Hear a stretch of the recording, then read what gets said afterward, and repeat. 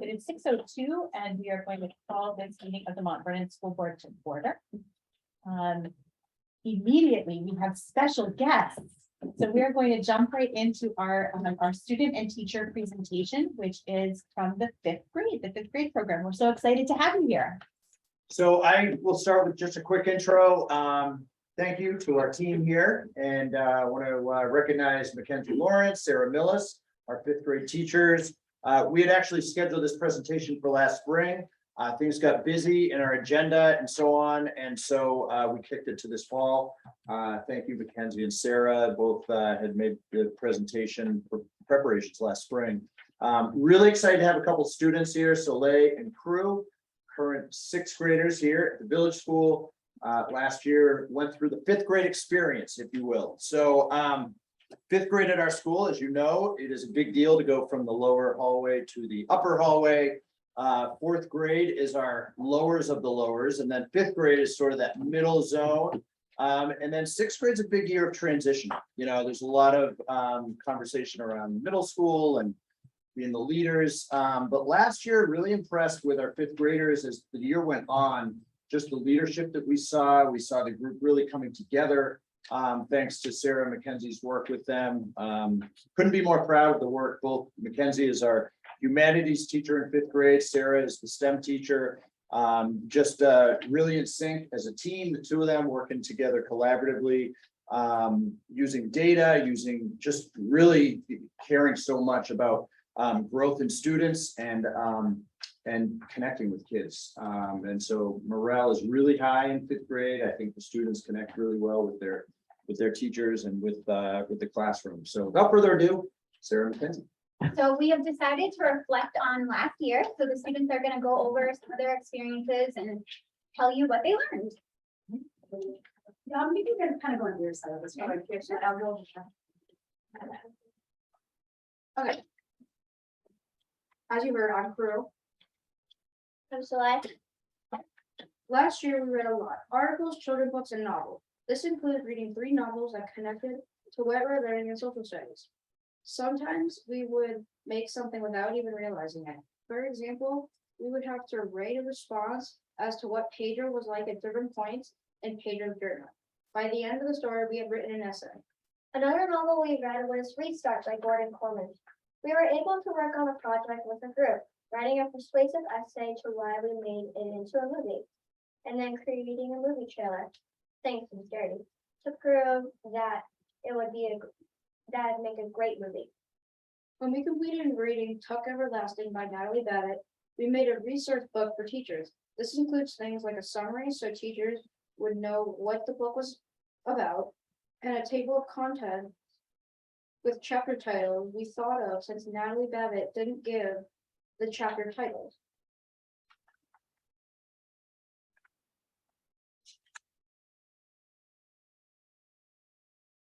We did a lot of fun activities to practice various skills.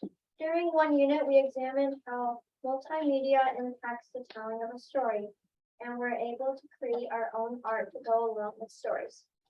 All this work paid off since we had become confident readers, independently reading books, leading literature circles, or even reading with the second graders. As for writing, we practiced analyzing literature, writing letters, poetry, narratives, persuasive and informational pieces. We were able to see how our words make an impact. For instance, when we wrote letters to trainees in boot camp, one of the trainees ended up visiting us. We even convinced our teachers to lighten up on homework. One time, we looked at a picture and had to see how well we communicated. We also had to piece together shredded essays using what we knew about how an essay is organized. Once we got a key with a sentence attached to it to start a story. Having the actual key in our hands enabled us to use specific adjectives in our stories. We got to design our own Elmo dolls to convince consumers to purchase them. We had to persuade Miss Lawrence to which endangered animal our class should symbolically adopt. Our class adopted the platypus, which we named Perry.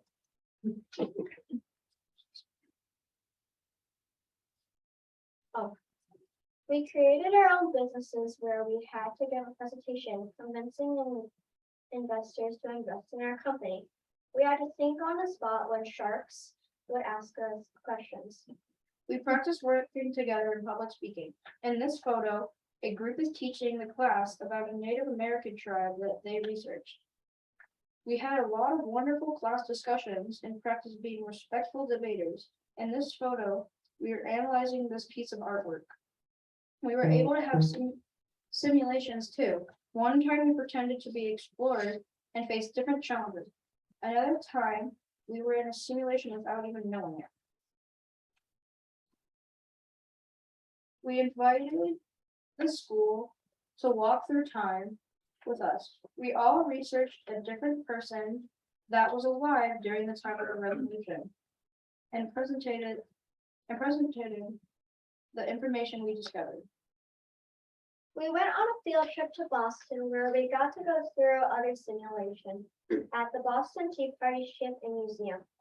And then we walked the Freedom Trail, allowing us to see places that our teachers spoke about. We were able to put on some plays. In fact, we wrote our own script and performed puppet shows for the second graders. All year, we have been creating a portfolio. We were able to pick out our favorite writing pieces from the portfolio and compile them into a book that we displayed at the writing celebration.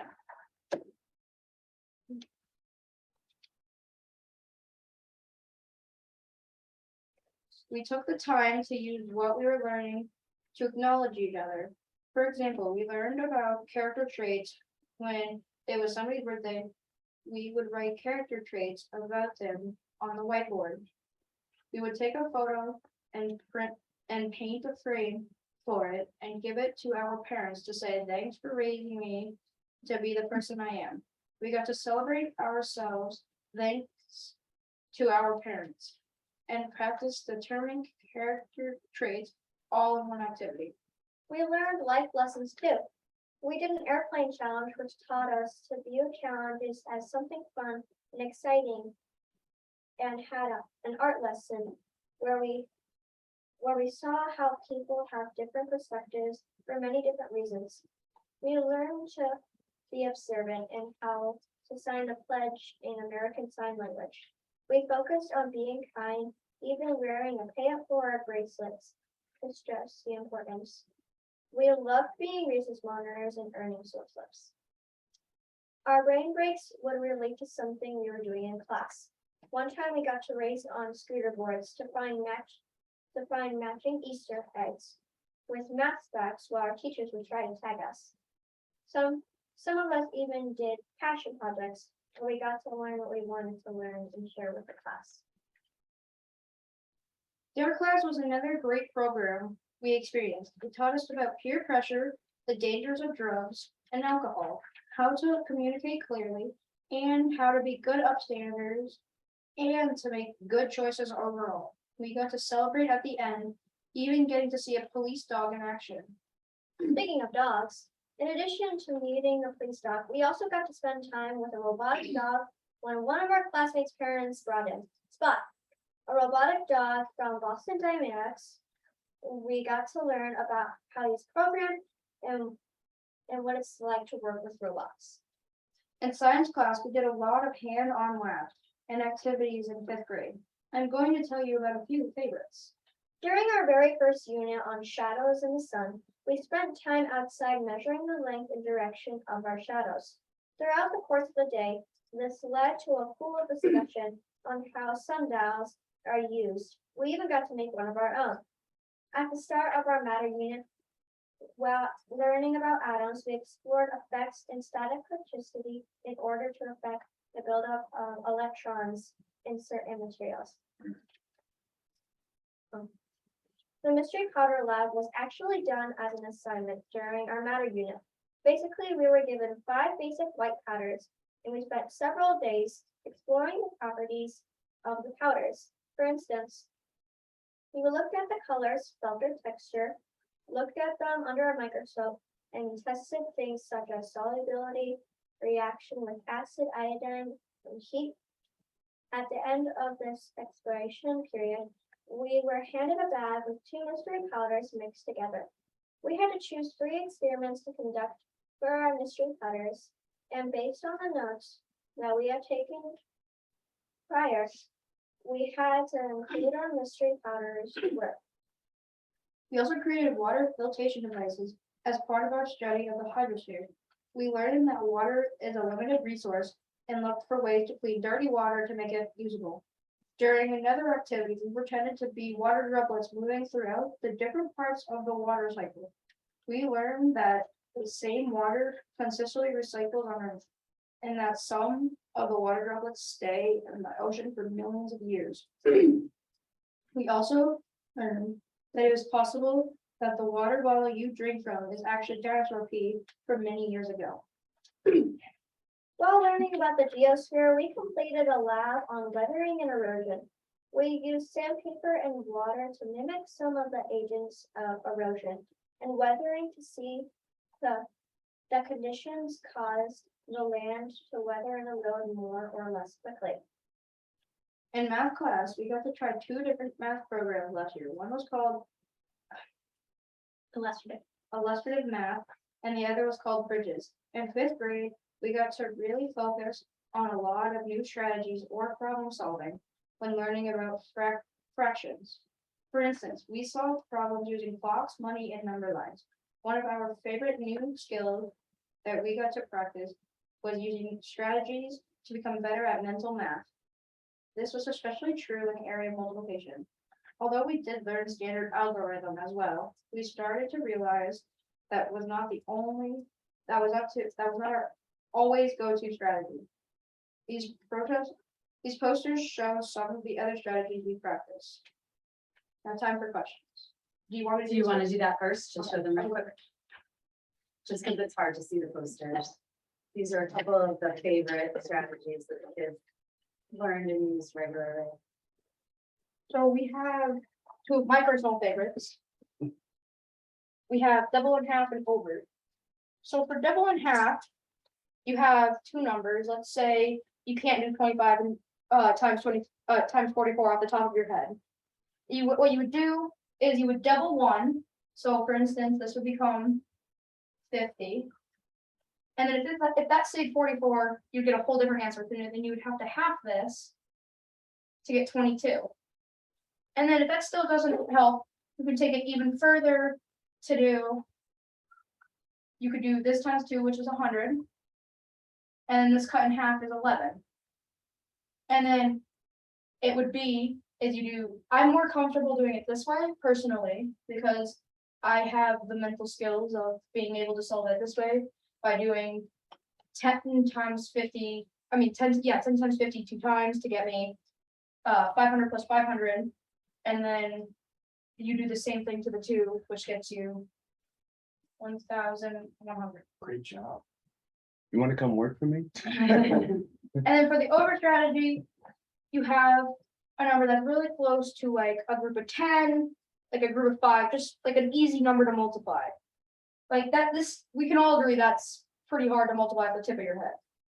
So what you could do is turn this into 100, and then do 100 times 34 to get 3,400. And since you only have 98, you're gonna have to take 2 groups of 34. 34 plus 34 is 68. So then you minus 68 from it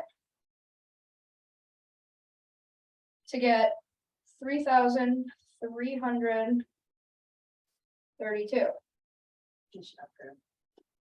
And we did not practice those things. Yeah. Great job. Thank you.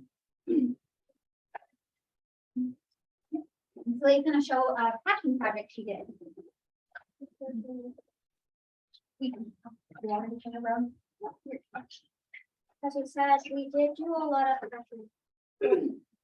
For me, I did a lot of passion projects during 5th grade. This is one of them, of my zodiac sign about Pisces. So if students finished work early and were caught up with things, they could explore passions that they were interested in. Yes. We also have portfolios that like we talked about in the store, in the thing, just like a repetitive thing that we thought we liked and what we did throughout the whole 5th grade year. Do you guys want to see them? Sure. I'd love to see it. So do you want to pass one? Yeah. Probably ask questions.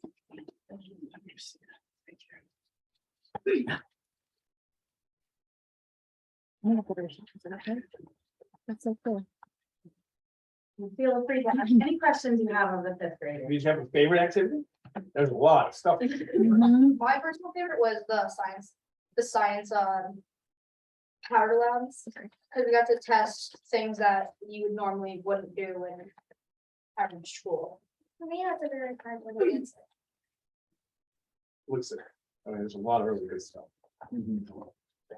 I don't know, I really liked it all. I'm not sure if I have an answer for that. It's okay. Thank you. So each kid has this folder? Yep. Okay, 'cause the thing is, I never- They brought in theirs, their personal. Is there anything that you wish you had had more time to focus on? Like in a particular class, or like, was there a certain subject that you loved, that you wish you had more time to focus on? I really enjoyed social studies. I wish we had a lot more time to do that. Cool. I feel like I would like to have more time on like math, science, stuff like that were hands-on labs. Just because it was cool to explore the different interactions between objects. Also sounded like you did a lot of work with the 2nd graders. What did you think of that experience? Did you like working with the 2nd graders? I really enjoyed doing that. I thought it was a good way to like see the people and get a first impression. My sister was also in that class, so she once she see me, she bolt right to me. I'm like, I have to go see other people. And was there anything that surprised you that you actually liked? That, you know, that, you may say, oh, there's no way I'm gonna be good at this, or I don't know if I'm gonna. Yeah, I really thought when we started our explorers and of the revolution and stuff like that, I was like, I'm gonna, like, I don't know how I'm gonna do on this. I was terrified of it at first, but then I came out and was getting like 3s and just fluently, and then I thought it was, and then it just became easy and I really enjoyed it. I thought it was, at first it was hard, but then it came really fun. Like, I never thought I'd like social studies as much as I do now. Because, like, I thought I was more of like a science or writing person. So I realized how much I love social studies in 5th grade. You guys did a good job presenting. Thank you. Yeah. Awesome. Thank you.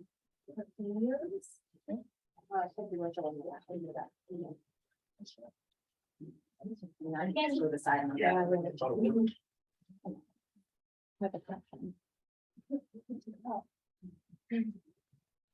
You're $20 I love the binders because it's always interesting to see, you know, what you did when you started the year and then how you ended the year. And it always like you can never quite remember how hard things were in the beginning, but then you see the end and you're like, I did that. Like with me in writing, I used Yeah. to, writing never came easy to me. I still struggle today, especially in 6th grade. But especially in 5th grade, I was, when we wrote that first essay by just handwriting, Mhm. I'm like, this is gonna be hard. And it was, but at the end, I thought I did a pretty good job. I was really proud of myself for being able to write this whole essay. So. It's huge. Like, I can think of it, like, when you were, like, for me, I wasn't the best at writing until I got way better in 5th grade. So I'm just saying, I still write like I'm in 5th grade self, but it's gonna change more when I come to the end of 6th grade. So it's like, it's gonna keep going on. It's true. We're still learning too. Yeah, everyone learns everything new every day. And crew, I love your business proposal in here for the tracker. Maybe we'll see that in another 10 years out in the market. Would you like to see? that? Yeah, those sharks were a tough crowd, right? Yeah, Yeah, that's that cool. was, that was no joke. Reminds me of when we came in here, reminded me of it so much. Yeah. Because you guys were gonna ask questions that I didn't have a great answer to, so you're gonna have to like be prepared and say things up front.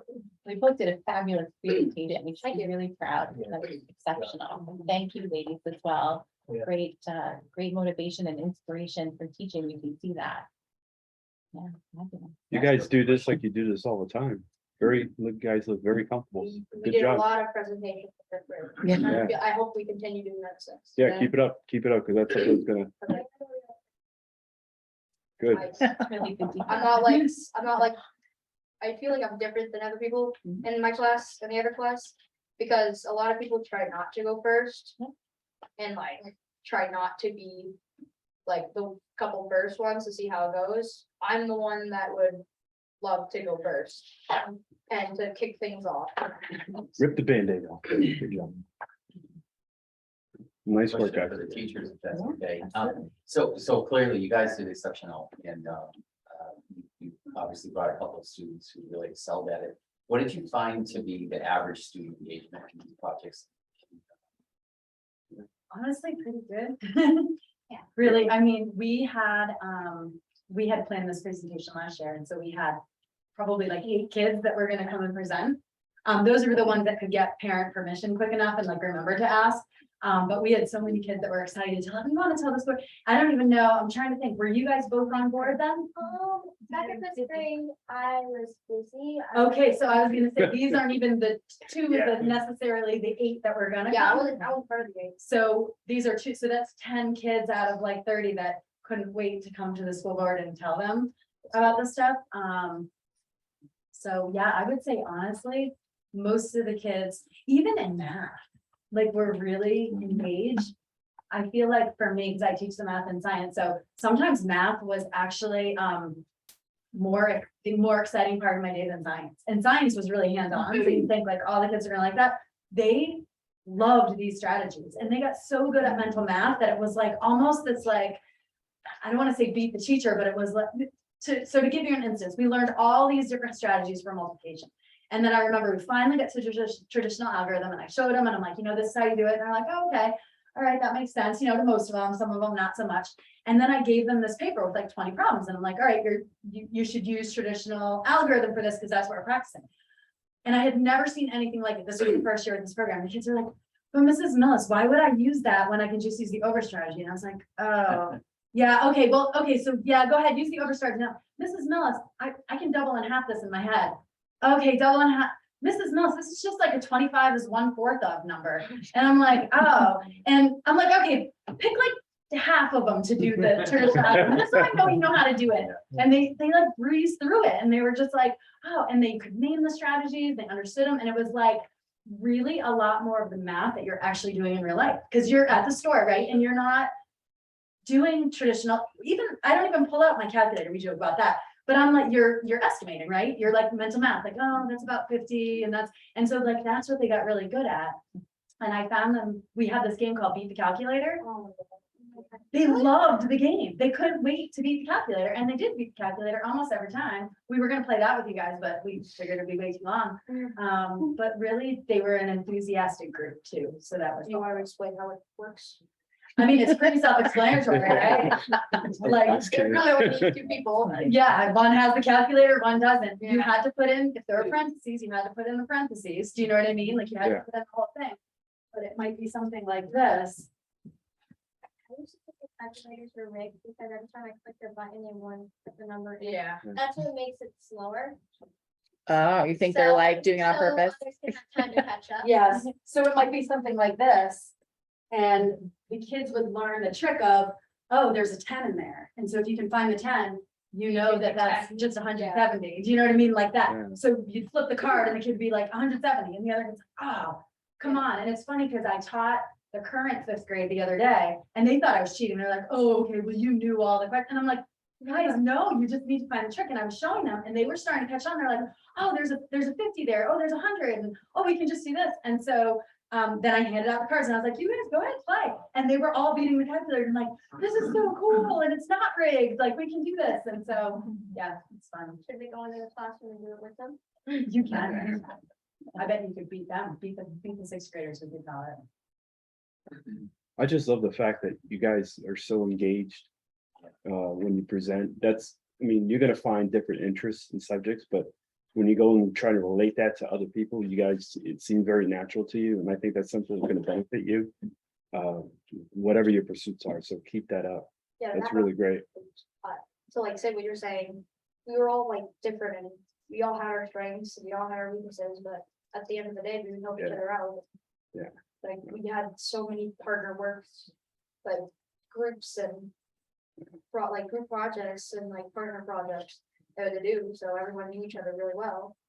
So everyone was able to help everyone else, and at the end of the year, I feel like we all at least were getting like threes at the end. Like it's no big deal. Yeah, So great. much. Wow, what a great job. It's great. My all over favorite game that we played was in for history and like and stuff like that, humanities. It was a game with explorers, and we had, so there's 4 teams. Each team had like relatively the same number of people. One person from each team would go up to the center, and there'd be this like hand thing in the middle. I think you know what I'm talking about. And then it'd be whoever should give up, Miss Lawrence would give a question. And first one to know would put the hand down. And then all the other people would try to come after them. And the first hand would go first, the second, and then so on. And then it would be first one to get, we just played it for fun. And in math, it was honestly beat the calculator. I think my favorite game for humanities had to be, I think it was called, like, battle cards. That we have, like, our own battle cards of different explorers. We had to debate which one will help out more in a different situation. Like, sometimes you don't have the explorer you need, so you try to explore as many, you try to research as many as you could before the period would come to try. That's such a creative way. Yeah, it's very creative. Like, you're having fun and you're also doing the research. So it was a great time. I miss 5th grade. I can't wait. So do I. I can't wait to see what comes up. Yeah. I can't wait to see what comes up in the further grades. Both these students, and we had a big number of 5th graders last year who started the mentoring, the recess mentoring that we do. I don't know, of that class, I'd say 3/4 recess mentors and have continued this year. So taking on that leadership and both of these and I don't know, 15, 17 others in there. So we're a pretty big 5th grade class, now 6th grade. So We tried beating the 6th graders. when Yeah. We were in 5th grade and we succeeded. Kudos to you guys. I can really see the enthusiasm come through. So good job, very guys. much. Yeah. Yeah. And like, I've been in the school since 2nd grade, because I used to live in like a not so good school that didn't have like all these amazing teachers and all amazing staff. Until I came here, and it just was a huge change, because I'm like, normally I'm used to doing this and this and this, but like, there's none of that. It's just focus on this until you get this done. And then like switch. And it's not, because like in my old school, it was called Parker Barney. Because I used to live with my whole family together, but sadly they separated. But I used to have to go there. I didn't get to see my 1st grade teacher because she like fell down the stairs, so I couldn't see her half the year. So we had substitute after substitute. But it's just not as good as if I stayed in this school since kindergarten. I feel like I would be a lot better at math, science, writing, and social studies if I started at this school at the very beginning. So that's why I feel like the school is really good, and I'm sad to having to leave this year. I get some time left. Yeah. Yeah. Gotta make the most of it. You bet. You might want to slip them an extra 20. Yeah. Nice job. Yeah, good job, guys. Thank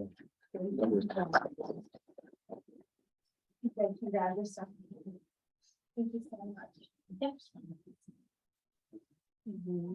Thank you. And thank you for sharing. Thank you so much.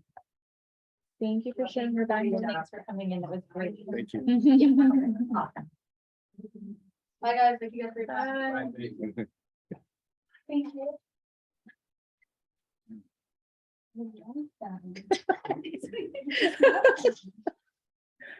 There's so much personality. Anybody who does not love the student teacher presentations, I mean, more of them. They're so great. Thank you both so much. Yeah, like they said, you really could have picked a number of these kiddos in the class, and they would have given you the same, pretty much the same experience. So it's They Testament. volunteered, we didn't pick them. Yeah. Yeah, look, it seems like we just picked the two best, I swear, like it was just like, who wants to do it? That's good to hear though, because Yeah. and hopefully. A lot of kids, over the years. We've had a lot of interns and, college students and even some high school students come in and try to work in our group, and a lot of them had the actual, math skill set, but as far as the presentation and the engagement, that's where a lot of them really fell short. And, it's kind of heartening to see that, a lot of these kids now at that young age are able to do, because you get kind of a little bit, because you try to instill them, it's not always about this. If you're going to progress in your career, Right. it's more of you trying to relate that information to people that aren't necessarily in the finance or accounting field. So you got to be engaging, you got to be able to, so you can't just be good at that one thing. Yeah. And not that everyone's going to be as good as them, but you have to be kind of a little comfortable in your own skin, and they certainly seem that. So that was great to see. So thank you. Yeah. Thank you. Yeah, we're staying, Yeah. not to be awkward, but we signed up as part of the union to stay for the meeting, so Oh, great. we're just here. I have a question for you, I guess, because you just, and the math conversation came up, and I'll be flat on honest, I don't remember, it was recent, but I don't remember the nature of it. It was about this new process. Yeah. That's being taught. Mm. And the fact that us old goes struggle with it and can't adapt, I guess, or whatever the phrase is, but my question is, are the kids still able to do the tradition of 25 over 44, and you just carry and come Yeah, up so with we, 1100? so we still have to teach traditional algorithms, so we always get to the actual algorithms by the end. Because that's a fifth grade standard the standard is through traditional algorithm, they have to know it by the end. Okay. But the interesting thing was that whole idea that once they finally learned it, that they weren't choosing to do it because they could do it faster in their head. And it's funny because even this summer, I was sitting with my own family and we were arguing with my kids about who was smarter, me or their dad, because that's what we do sometimes at math. And I was like, I'm a math teacher. He teaches English. She's not that smart at math. And they were like, and I was like, give us a math problem. And my husband was like, give us a math problem. We'll solve it as fast as we can. And I thought they were going to give us like just a basic math. Well, they gave us like 39 times 27 or something crazy. And I found myself using this strategy. And I was like, whatever it was, I'm like 3,627. And my daughter checks the calculator. She's like, oh my God, Mom. And I'm like, I'm telling you, like, I have learned math better from doing this program. And I find like, if I could have parents just in my classroom every day, it would be the best, because then they'd see like, oh my gosh, this is much easier. I've had so many parents come through that have sat in my classroom and said, if I had learned math this way, I might've been good at math. They were scared of math and bad at math their whole life because they couldn't remember steps. They couldn't remember carry, bring over, like they couldn't remember steps. They didn't have a good memory. It wasn't because they didn't understand the math, but no one ever taught them the why. And now the kids are learning the why first. And then you're teaching them, oh, and you can solve it all these different ways. And they're like, oh, I choose this way. And it's like, okay, that's fine. You can choose that way. But it's scary for adults because they're like, God, if you don't know how to do it this way, you're not going to survive in life. Well, really, how much of the traditional algorithm are you guys really doing on a regular basis? Really, truly sitting down and doing, unless you are in a math field where that's what you're doing. And you're probably using a calculator or computers. And like most of the math that I do is at the grocery store being like, okay, 527, and if I need 10, that's about $50. And it's all that type of calculating that the kids are doing well. Like they're doing it like really well. Like you would be so impressed with how far these kids have come in math, and like how much the teachers have learned about teaching math, and how much we've changed how we teach math and understand math. And like, I just wish like I said, that parents could come in and just see it. And it's confidence, and what you're really doing is you're building confidence. Yeah. Because then when they have more challenging problems, they feel like. And they are solving challenging problems, like way beyond your belief. I think they're smarter than we were. I'm gonna be really honest with you. I wasn't doing this kind of math when I was in fifth grade, I guarantee. So this should trickle up to NEWA scores then, basically is what you're saying. I mean, I think it already It already is. has. Yeah. I mean, our math scores have been, Oh, I know that. yeah, But- just growing throughout the year because we've been shifting more to this math as problem solver and not math as procedure. That's the big shift we made. And I have to tell you, when Charlene Brown stood there and said, you don't have to teach the procedure first. I dug my heels in a little bit. I'm like, well, I don't understand how, but then how do I get to it? How do I get to it? And I like fought against it for a little while. And then like slowly I'd be like, okay, I'll let them problem solve a little on their own, but then they have to do it my way, because that it's how we were taught. And it's like the only way you know how to do it. And so it took years to really get comfortable with it. And then when we adopted Bridges, when we used Bridges last year, the program lays it out that way, the problem solver first, procedure after. And I have to tell you, like, I saw the kids like growing leaps and bounds and even do this math in their head and like problem solving from all these ways and talking about their math. And we talk about, how did you solve this problem? I solved it this way. I took 5 groups of 10 and then multiplied by 2. Oh, I multiplied by 10, then by 2. Oh, I multiplied by 50 and took away 2 groups of 17. And I mean, this is the kids and I'm just like on the board writing all the ways they're doing it. Oh, I didn't think of it that way. And they're having awesome conversations. And it's because of, yeah, I'm sorry, I could talk all day because I'm so passionate about the math, but it's really good stuff.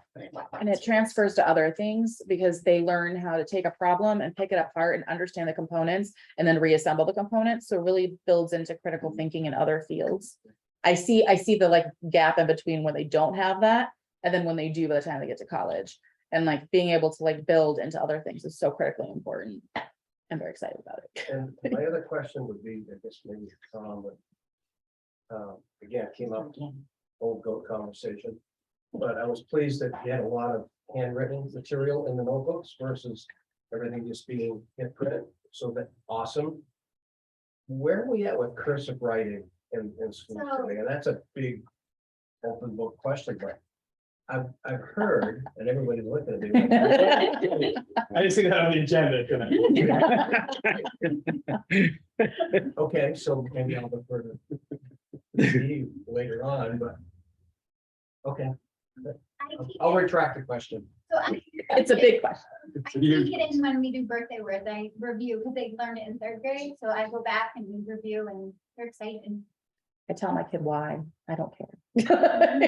It's a huge issue. Yeah. The cursive and I it's literally have heard this again. like reading wars, it's the cursive wars. Is that kids, and I've got my granddaughter who's 8, and I'm not saying she can't, but they've said, what does that say? Because they can't read it. Because they're not familiar with it. So, okay, conversation for later, but I guess, No, I'm with you. great job on the map. It does throw you off to see cursive Sorry that I nowadays. poked my hair on it. Yeah. You don't see it much. No. I had a source slip come in, Patty Garrity. She wrote a student, source slip is like something good, catching them doing something good. Following our core values here, and she wrote it in cursive. And for a minute, it threw me up. I think the teachers probably noticed, like, I kind of like stumbled on my words, trying to read cursive after reading print for the last, like 500 source. So all of a sudden, this one comes through with cursive in it. So it kind of threw me for a loop. You don't see it as much anymore. I do it when I write checks. Thank you, ladies. Great job. I used to tell my checks were refused because they couldn't read my. cursive. Yeah. Yeah. I like Vernon. Friends, that was a great presentation. It was wonderful. Yeah, it's really, and your enthusiasm for the new math program is just phenomenal, and we can see how much, with the kids bubbling over the way that they did. Just thank you for your enthusiasm in the classroom. And thanks for joining us. So we are up to our public comment 1 and 2. Not like I'm looking at you or anything. Yeah, I know. You are a member of the public, so happy to open the floor to you if you have anything that you'd like to share with the board today. No, I just want to know about the cursive thing. No. No, Build it into next agenda. I'm a lefty and I like my cursive. No, I don't have anything. I'm just, so proud to have my daughter go here. We're potentially relocating, and this is one of the saddest pieces to that. No. Yeah. Because my wife and I talked about just the quality of the school here.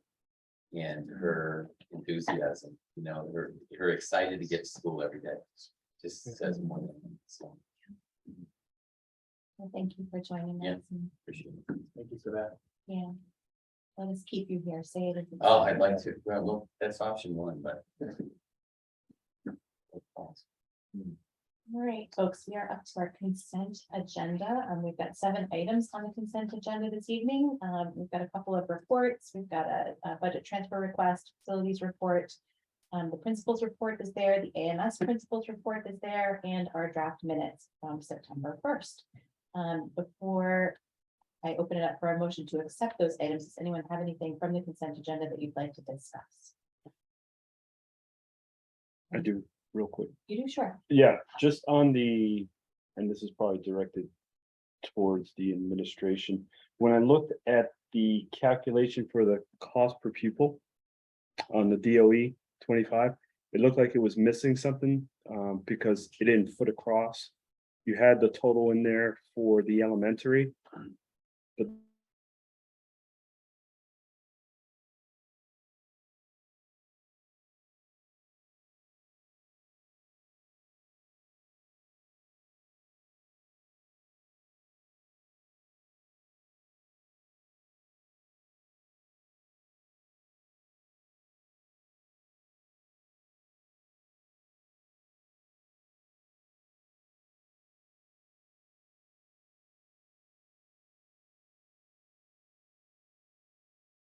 let's go.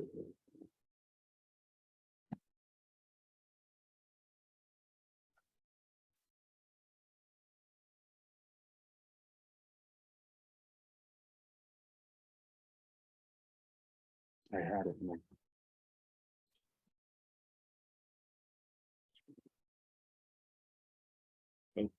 Okay, so it's page 27. And if you look, the total reads 18,346, but when we look at the detail, there's only an amount of 18,157. The DOE or the MS, which one? This one's the DOE, but it also flows through the MS. Page 17. Page 27. It was off by like $189. I didn't know.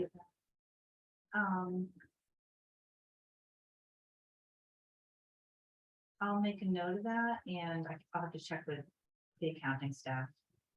Yeah. To see why it's off. But I'm just looking through. To see if it's in, one of the other columns. Yeah, I didn't know if it was maybe. Because when I saw the average daily membership, the 213, I said maybe there's.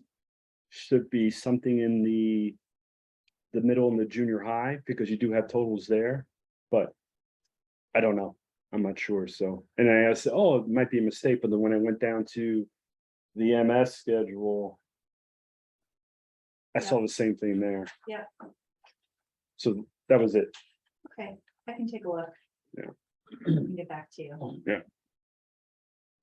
Do we need to approve that tonight, Amy, or can we table it? It's okay, you can table it, I can take a look at it and you guys are, actually, I think you've mostly signed it, so this is just in here. Yeah. But Yeah, I apologize, I signed it, and I didn't see that, and when I scrolled through, I didn't catch it. yeah. Think I was Yeah. eating lunch when I signed it. yeah, if you wanna, you can pull it out and while you continue the meeting, I might. be able to figure it out. And just out of curiosity, these are just filed with the state. These don't get audited typically. It's just one of these requirements that we have to, Correct. right, Yep. okay, got you. That's all I got. And do we have any questions for Principal Lechlater on the principal's report? I always appreciate a good principal's report. I just have a comment that I can throw out to, wonderful. A lot of time and energy. I don't want you to bog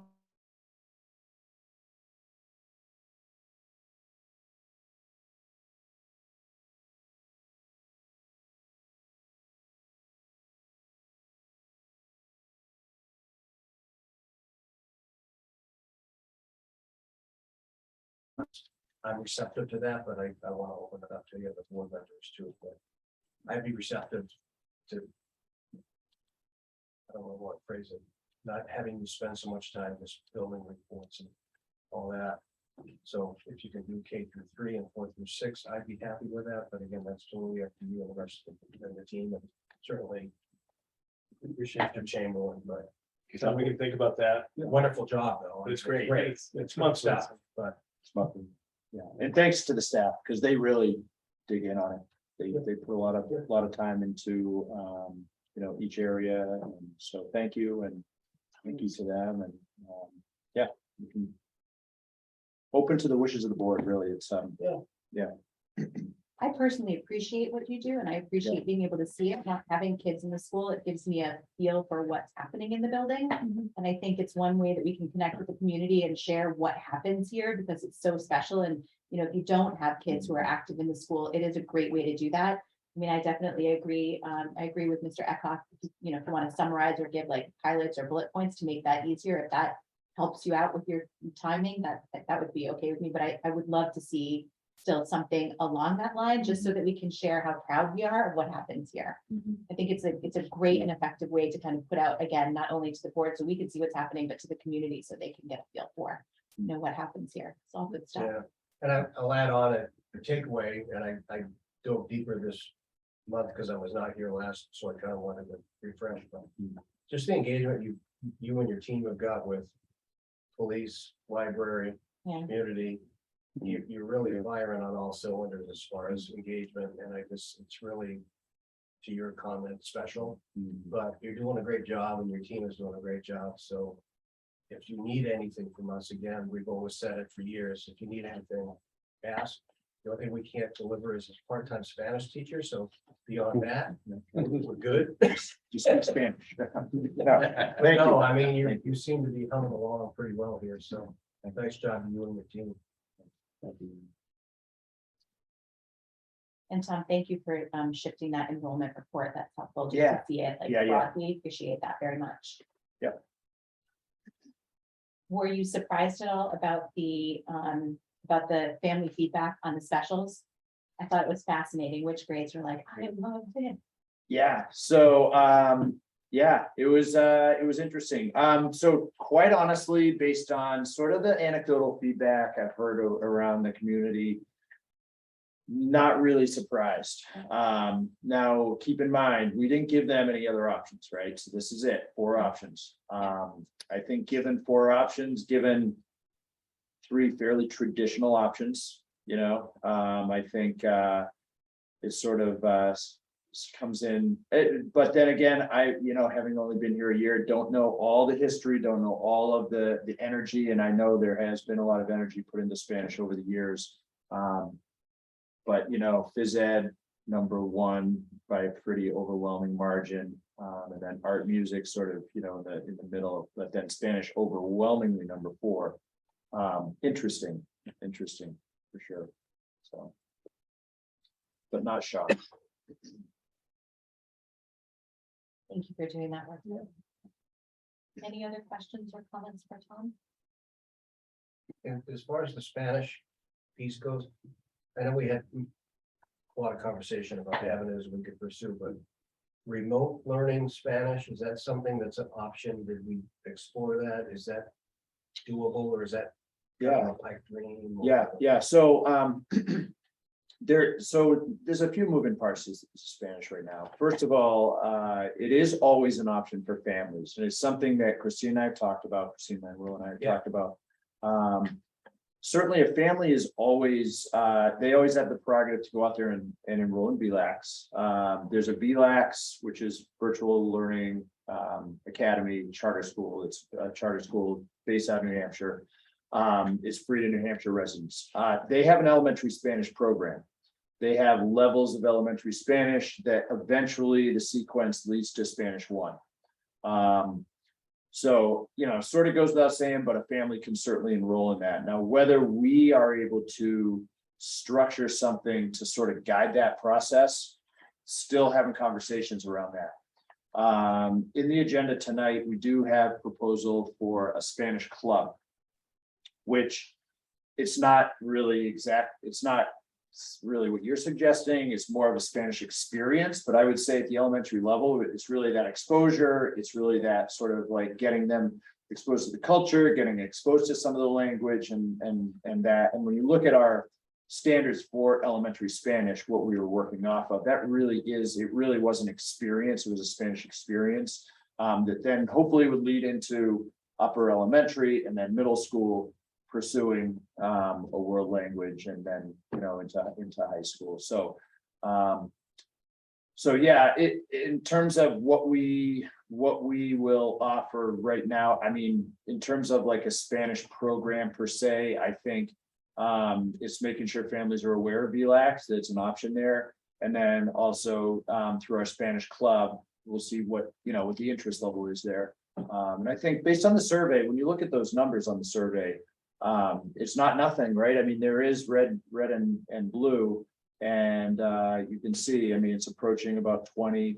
So when you do the math out there, let's say 17, 18, 34. So we could end up with a decent number of students who are, and what you don't see here is the grade level breakdown, which was pretty even across grade levels. But once you get up near grade 6, you know, 5th and 6th, I think it sort of changes, right? The focus of it changes into more of a language-based prep for Spanish 1 kind of a program. I think as a board and also it kind of falls Yeah. unfortunately on your shoulders too, but in Christine's maybe, but we just need to make sure everybody knows about that element of Spanish. I mean, it's not the best choice, but right now that's the only choice. So if you really want to pursue that, Yeah. it's there, it's free. Yeah. You know, carve out some time and get online, I guess. So I don't know how we continue. It will be in my newsletter. I will be putting notes in the newsletter Yeah. related to, you know, how to connect to VLAX and it's about a 9 or 10 week program. So it's not a 36 week, 34 weeks. Some of those programs, Spanish 1 will be, you know, pretty much a year. But as we get now later into the fall, we'll put more information out there and families can take advantage of it. You know, again, these two kids are so sharp tonight that, you know, if they've started saying second or third with VLAX and they get to here, then sharp kids like that are gonna be pretty good, I would think, but but thank you. Yes. Great. Did you have anything else that you wanted to discuss that's on the consent agenda? No? Okay. Would someone like to make a motion to accept consent agenda items 3, 4, 5, 6, and 7? I'll make a motion. Second, Okay, we've already had discussion. Any further discussion? Okay, hearing none, let's take a vote. All in favor? Thank you very much. That passes. And we'll just table items 1 and 2 for a little further information. Thank you, appreciate that. We are up to some committee updates and board goals updates. So I think we have the superintendent search committee is happening. Yeah. Do we have a little update on that? So the superintendent search is in progress. We have our first community listening session coming on the 11th. We've set up an informational binder for folks that are not interested in keeping track online. There is an informational binder in the library here in Mont Vernon that has basically printouts of all of the schedules and different events that are coming up. And I think the website is also a really great resource that has all of the updates and announcements posted there. And there is, for folks that cannot make any of the planned listening sessions, there is a survey out that we posted on social media that is available for folks to respond to as well. Am I forgetting anything? No, I think you covered it all. Sorry. I'm like, wow, you did that much? Well, I've been printing out all the stuff and like organizing it and then making flyers, trying to summarize things. So I think it's like all like right at the tip there. But yeah, so it's all moving along great and we're very excited. Hope the public is able to participate. Her and Josh have been putting in a lot of work, so. We had an Bear with us. administrator meeting under phone profile Monday, Tuesday, Yeah. and staff was today. Yeah. All the staff, I say, so, Dr. Bennett, Yeah. meeting with folks. And That's great. Thank you for the update and thank you for your efforts. Do you have any committee updates? No? Any other committee updates? Do you want to do those? We can do that in a second. Yeah, the Oh, I'm policy, sorry. the policy committee met today. I was not able to be there, but great work was done. We're just following up on the policies that were a return to the policy committee from the SAU and then some leftovers from the end of the season. At our next policy meeting, we'll also be bringing up the fall updates. So those will be in another packet coming soon for the SAU board. And that's great. And then, yes, Kristen, can you share with us an update on our board goals for communication? And we have a little pass down paper. Do you want? I have one for other people, so whoever wants that, you're welcome, because I printed a bunch just in case, but. So, we sent out a survey and it was a postcard that was mailed out to, every address, on the tax roll in Mont Vernon. So what we were trying to do is kind of assess like the best opportunities to be able to reach the public. So we posted the survey on Facebook as well, but also mailed out the postcards. And then we kind of went through and asked the questions about communication, and also about the middle school, kind of next steps in going through that process. So, some kind of, there's a lot here and also some like subgroups that I want to analyze, but I just haven't had time. But we kind of need to make a couple choices. So one, in about, I think it's been 2 weeks now, we've gotten just under 100 responses. More than half of them came from the Facebook post on Mont Vernon Chatter. So mailing it out is not a cost-effective option at all. Yeah, so that is clearly decided. And then I think I only got 5 responses from you posting on some more, unfortunately. Well, that makes me feel really good. Yeah, we tried. I'm sure there's like an overlap that would have happened if it hadn't been for the timing of how I spread it out. But I tried to separate the mailing from the Facebook post. And then I used different links to track the usage so I could see how people were accessing the survey. I literally do this for a living, so it works out nicely. So, and I also was able to go through and look at kind of like what the characteristics were of folks that responded. So you can see in the graph here that it talks about like we had about 38% of people responded did not have any children that currently attend SAU 39 schools or just didn't have any children at all. And then about half of the respondents had children that attended Mont Vernon.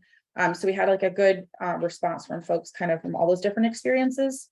On the next page, you can see how folks are currently staying up to date about the Mont Vernon School Board, and almost half of folks, and this was something that people could select multiple to get an idea of like, what are all the ways that people are getting information about what's happening. And about half of folks are getting information from Facebook conversations. So that's something that we should probably discuss, like how we want to interact, or like how we want, I don't know if there's any wiggle on how we do that, because the way we conduct business during the meetings versus that policy. Yeah. Use for guidelines. Yeah, and then about 34% said that they don't currently review what's happening. So I mean, that's important, and that's the folks we want to be able to try to reach out with and see how we can engage them. And then we looked at the things that folks found most difficult in trying to stay up to date what's happening. And about 40% mentioned that it was hard to attend in person. And then a lot of information. It's just a lot of information and schedules. It's just a lot of reasons that folks don't, but I think a lot of it came to too much information and just not enough spare time to keep track of several hour meetings, which is understandable. On the next page, it goes over just the basic responses of which the following communications would you prefer to stay up to date on what happens with the Mont Vernon School Board meetings. So there was kind of a mix of responses, but the most popular two are really a Facebook page dedicated to the Mont Vernon School Board, or some kind of newsletter summary. So one sent alone or one sent separately from the weekly announcements that go out. So those two options seem to be the most appreciated. So question, is Yeah. newsletter summary in print form or electronic? Uh, Because Yeah, that was a That was- limitation I realized after I'm reading the responses, and I was like, I should have clarified that. yeah, because that could take 2 different forms Yeah, so electronically anyway. when I was thinking about I had in my mind the electronic newsletter where we could hyperlink to the YouTube video where conversations took place for folks that don't have time to watch the whole videos, right? But there is the way to kind of accommodate both. But that's something that we can use this as kind of like next steps of what we want to do. But I think we could kind of bridge both of those options. But this at least tells us like an overview. Yeah, I'm just curious about that, because we actually had a conversation about this in one of our meetings Mhm. today. But because we're regulated, so we're required to put out, whenever, we discuss something regarding our tariffs or rates. Once we get authority, we have 3 days to post it in the newspaper. No one reads the newspapers. Yeah. No one, but we have to do it. And things from like our customer service group, when they go to solicit information from our customers, whether it's cell phone numbers or forms of communications. When they go out in their bills, we get like less than a 5% response. It's like ridiculous, but we're required to do it, and it costs us money to do it.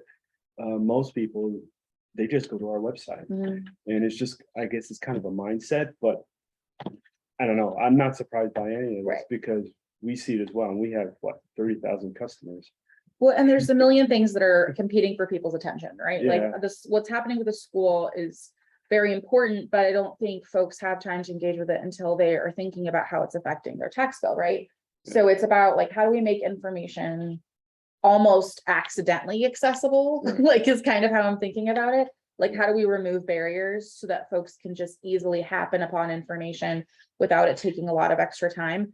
And I think a newsletter summary could be a tool that we would have to be mindful of making sure it's both print and digital. But also with information we got about how people are interacting, like obviously utilizing the town chatter that is very well trodden seems like a good strategy, but we can talk about more specifics when we have time that we can dedicate to it. The middle school communication. So we'd asked about how folks would in particular want to hear more information about the progress with the middle school committee. So even if folks weren't necessarily concerned about what's happening with Mont Vernon Elementary, they may be more concerned about what's happening with the middle school situation. And the top 2 responses by far were either the Facebook page option or newsletter summary for that avenue. I promise I'm almost done. Scheduling wise, it looks like we're already pretty much hitting the time that folks found most convenient. And then for attending or scheduling of in-person or online events. But we did have 45% of folks mention that they wanted written material only. And then about a third of folks requested some kind of recording, which makes sense. So that really does speak to this importance of like having ways that we're actively staying engaged, but also making sure there's some kind of written resource as well. So Kristen, when you're considering written resources, would that be like the minutes? I mean, do you think people would engage with the minutes? I think the newsletter response is telling, and also the response about time and amount of information to sift through. I think what folks are needing is like a summary. Okay, yeah, I wonder, it's like I take Yeah. summary notes when I'm in the meeting, and I wonder if like just something like I made a note, Yeah. consent agenda, Mr. Torres asked for clarification, we pulled 1 and 2. I mean, Mhm. that's just a brief bullet point, so maybe something like that. Yeah, I think there's a way that we can make this almost more of a living document to where folks can access information more easily. And yeah. And then when we were talking about ways that folks could stay engaged with different options of communication, I forgot to write down my key, so I'll have to get back to you on that one. I just have numbers here and I forgot to write it down. Yeah, because I'm sorry, I was rushing. I'm curious about that last one. Oh, this last one? Yeah. So the last pages of the following options like included in the middle school committee next steps, like where did folks want us to be spending our time and energy? I also got a couple of emails asking for clarification on what we were asking, because I think a lot of folks wanted to know, well, before I tell you what I want you to spend energy on, I want you to tell me what the cost is going to be. And well, that's actually what we're trying to know what you want us to pursue, right? Yeah. So it was like making sure folks understood like that is the next step. We need to have more clarity on like comparing costs and feasibility, but where do you want us to focus that energy? So what we saw was that 60% of folks want Mont Vernon students to remain in Mont Vernon. Actually, let me pull up the survey because it cut off too much for me to be able to see it.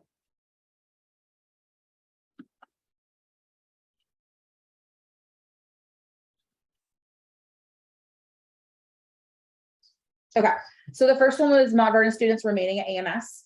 So that was 60% of the responses that we get here. Folks want them to stay at AMS with renegotiating current agreements. The next most popular response was Mont Vernon Village students extending to operate a 7th and 8th grade by building on to accommodate the extras classes. And then the next most popular response was adding, staying, 7th and 8th grade, staying here, but adding on a full middle school and allowing students to transfer in. That was the 41%. That was the 41%, yeah. Tell me what the 47 or the 48% was. The 47% was adding on the existing building to accommodate 7th and 8th grade.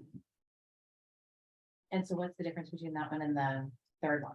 The other one, so I don't know how much everyone recalls, but there was the conversation about just adding on to accommodate those existing grades. Yeah. And then there was the option we had discussed about potentially even pie in the sky, adding, like, going for full middle school and allowing students to tuition in. So that was the second response here, 41%. And then incorporation of 7th and 8th grade into the Souhegan Cooperative was the 39% of responses. So those are the 4 areas that folks are most invested in. Some of these one-off responses were kind of this other enter what you don't see reflected here. And there wasn't really anything that popped out as being as highly cited as the other ones.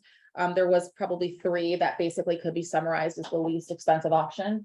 But that still didn't quite get it to the top 4 options if we wanted to reduce it that much. Okay. Yeah, so that's where folks that responded were how they wanted us to go. I'm sorry, I can go back to that one, but I didn't have the numbers on here. Oh, if there are multiple methods to stay informed in the conversation related to middle school committee, how likely to engage with one or more methods of communication. So I don't think that's too much that's helpful at this moment. I think that's more helpful in combination with doing some more sub-analysis that I've done. And looking at the pool of respondents, Mhm. what's your thought on whether this is statistically significant? Do we need to keep this open to get more? I mean, 96 responses, my readers, 96 responses doesn't seem like a lot in a community our size. So I'm like that. I just don't know that that's a fair representation of what. It's not great. In terms of like representativeness, like the distribution of like the folks that have students here versus folks that don't, that I did find encouraging, like getting almost 40% of people that don't have kids in the school. I thought that was a huge win, honestly. There is obviously the bias of folks that responded or folks that have some kind of vested interest, either super excited about our schools or like super frustrated with the cost, obviously. I think if we left it open and I did a few more rounds of like trying to invite response, I think maybe we could get like a 20% bump in responses, but I'm not expecting any huge waves of additional. Can you tell how long it took people to go through the survey? That I cannot tell with this software. I just wondered, like, if I go with my laptop to the transfer station on Saturday and have the survey open, if I could, Yeah, my introverted self going canvassing. it does not take long to go through. It was Yeah, less than 10 minutes. it was about 10, that's about what my neighbor told me too. Okay. And it does work well on your phone. It formats pretty decently on your phone. Okay. So, but yeah, that's also something we need to think about strategically, is about like, are we gonna try and do these, like, have a table at the transfer station, be like, talk to school remember day? Like, do we want to start doing those kinds of communications? Like, that's also a tool. So what's the sample? I think you're spot on. What's the sample size? 96 out of Like X. Yeah. Did you remember? Did you remember like what it was? Amber? 2,500. Yeah. I think we're Yeah. slightly over 2,500 right now. Yeah, I mean, and it's not atypical. But I mean, this is not surprising. Like, that's the trouble. Like, how do you get folks to respond? It's like 4%. Yeah. And that's the thing, like, people, like, either they're not worried about it until they're worried about it. Right. And that's really the difficulty, is how do we reach folks before they're upset because they don't know all of the historical reasons why we arrive at the controversial thing. Like, that's the challenge. And it's understandable that the emotions run high, and because it's huge, right? But how do we get stuff in front of people without them actively seeking it out? I think that's what we need to try to do. Does that make sense? Yeah, I guess my personal feelings, I'm getting a little, I won't say defensive, but we need to, I don't know whether we can be at November 11th, election day, and have a table set up. But we keep hearing not only here, but also at SAU, that, there's no communication, there's no Yeah. communication. Well, Trying. we're trying, and we're getting crickets or borderline crickets. Mhm. So I don't know what else we can do. I mean, I Yeah, feel like at some point, the onus falls on the public because they start bringing up exactly. issues that have been brought up 3 or 4 years ago when it comes up to about the schools. And it's like, okay, you want to talk about this again, but it's kind of like you're swimming upstream because this is Right. something this is not the first time we're talking about this. So And I'm with you. disclosure, until I was here, yeah, I I'm was with not you. engaged. Right. It was just, Yeah. paid my taxes. Yep, frankly, you'll have kids in the system. I'm beyond that, so. And I think, yes, exactly, and but it's also understandable, like this isn't the only thing demanding people's time, right?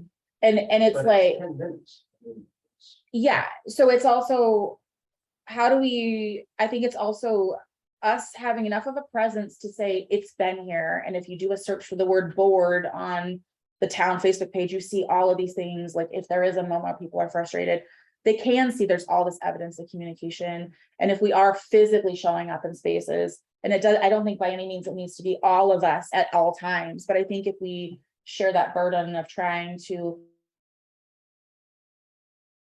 I think there is a certain subset of folks that we will win over of that effort piece, but there's always a percentage that you won't, because it's a fixed perspective, and like that I'm saying this from like, there's like a whole area of political science that talks about this that I was reading about because I was curious. So like, I was like, should I be upset? No, this is apparently very typical. So yeah, so it's just trying to get the people in the middle that just feel like that one Facebook post that bashes and says how no one's making an effort, that can take that person who really isn't sure either way and swing them to see they're not making an effort, right? But the continual showing our faces and being approachable and like engaging people in a dialogue and showing the results of efforts like this, and we're showing it through multiple different mediums, is going to kind of more often take that middle group that just isn't sure and give them more evidence to say like they are communicating, they are being transparent. So it's trying to get that middle group to engage, right?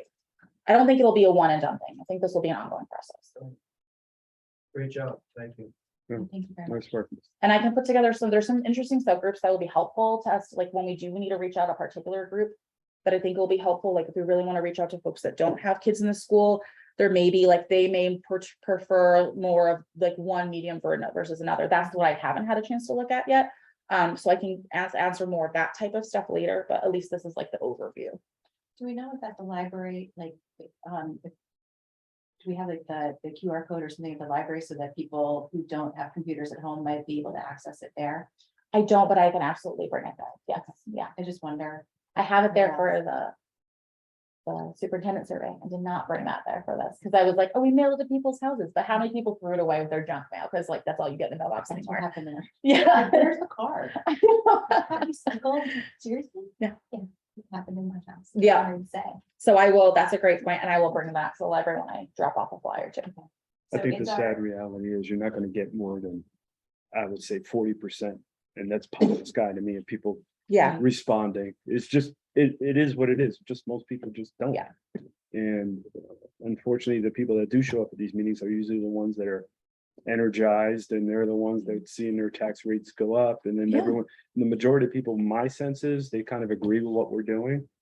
But it's more like the silent majority, but who knows, but I don't think you'll get much bigger numbers than what you're getting here, quite honestly. You can do everything, Yeah. you can show up on, go through town on horseback. door You're to door. Still not gonna- The survey is coming, the survey is coming. Yeah, Yeah. exactly. Would we ask you to include it in your Wednesday update? Sure. Just a shout out, a little mention with maybe a link? I have a filter question asking what town people live in, Yeah, and then I wonder. just in case. I wonder, I don't know if this is stretching, but could we ask the teachers to include it in like, if you do a newsletter home to parents? In your newsletter to just share with your class families We can. a QR code, is that stretching? Sure, no or problem at all.